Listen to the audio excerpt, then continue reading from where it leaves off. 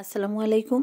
পিঠাপুলি রেসিপিতে আরও একটা পিঠার রেসিপি নিয়ে হাজির হয়ে গেলাম। আজকে আমি আপনাদের সাথে শেয়ার করব ক্ষীরসায় ভরা পাটিসাপটা পিঠার রেসিপি। আর একদম পারফেক্ট পাটিসাপটা বানাতে চাইলে আমার রেসিপিটা ফলো করতে পারেন। ক্ষীরসায় ভরা কিভাবে পাটিসাপটা তৈরি করতে হয়, তো চলুন দেখে নেওয়া যাক। পাটিসাপটা পিঠা তৈরি করার জন্য প্রথমেই নিয়ে নিচ্ছি 1 কাপ পরিমাণের শুকনো চালের গুঁড়া, নিয়ে নিচ্ছি 1/2 কাপ পরিমাণের ময়দা, আর দিয়ে দিচ্ছি স্বাদ অনুযায়ী লবণ। তো এখন সবগুলো উপকরণ আমি ভালো করে মিশিয়ে নিচ্ছি। তো এখানে ময়দা দেওয়ার কারণটা হলো পিঠাটা যেন অনেক টাইম পর্যন্ত সফট থাকে, সেই জন্য পিঠাটা অনেক টাইম সফট রাখার এটা একটা টিপস আপনারা মনে করতে পারেন। তো এখন আমি কুসুম গরম পানি দিয়ে আমি একটা ব্যাটার করে নিচ্ছি। অল্প অল্প করে পানি দিয়ে ব্যাটারটা করে নেব। তো এখানে আমি 1 কাপের থেকে একটু কম পানি দিয়ে নিয়েছি, দরকার হলে আরেকটু দিয়ে নেব। তো আমি একটা হ্যান্ড উইক্স দিয়ে ভালোভাবে এটাকে মিশিয়ে নিচ্ছি।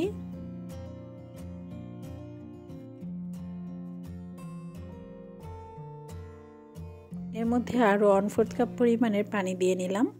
তো আমি দেখিয়ে দেব ব্যাটারটা কেমন থাকবে।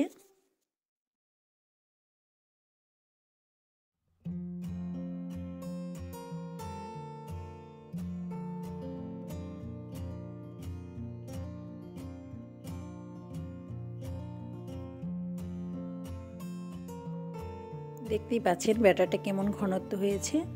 তো এভাবে ব্যাটারটা করে নিতে হবে যদি একটা পারফেক্ট পাটিসাপটা পিঠা তৈরি করতে চান। তো এখন আমি এটাকে একটা সাইডে রেখে দিচ্ছি, অন্যদিকে আমি ভিতরের পুরটা তৈরি করে নেব। তো প্রথমেই চুলায় একটা প্যানে আমি 1 লিটার পরিমাণের দুধ আমি জাল করে নিচ্ছি। দুধটা জাল করে একটু কমিয়ে নিতে হবে।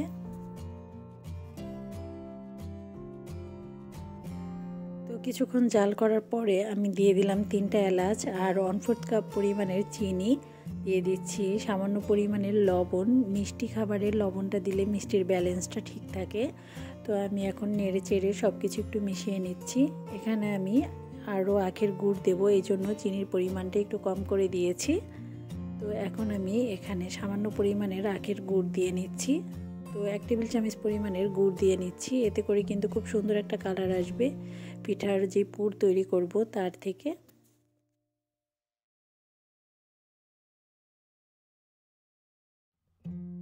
গুড়টা গলে খুব সুন্দর একটা কালার কিন্তু অলরেডি এসে গেছে, দেখতেই পাচ্ছেন। এখন আমি আগে থেকে দুধের মধ্যে আমি এখানে চাউলের গুঁড়া মিশিয়ে রেখেছিলাম, ওইটা অল্প অল্প করে দিয়ে আমি নেড়ে চেড়ে নিচ্ছি।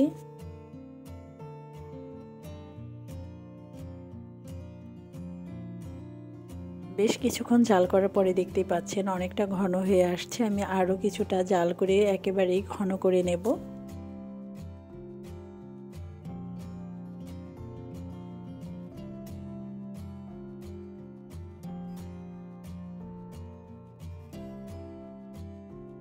অনেক টাইম নেড়ে চেড়ে নেওয়ার পরে পিঠার যেই ক্ষীরসা ওইটা কিন্তু অনেক ঘন হয়ে গেছে। এই পর্যায়ে আমি দিয়ে দিলাম 1/2 কাপ পরিমাণের নারকেল কোড়ানো।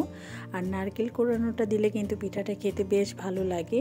তো এখন আমি নারকেল কোড়ানোটা এই দুধের যে জাল করা মিশ্রণটা আছে এটার সঙ্গে ভালো করে মিশিয়ে নিচ্ছি। আর এটা চুলা থেকে নামিয়ে নিলাম। এবার আমি পিঠাগুলো তৈরি করে নেব।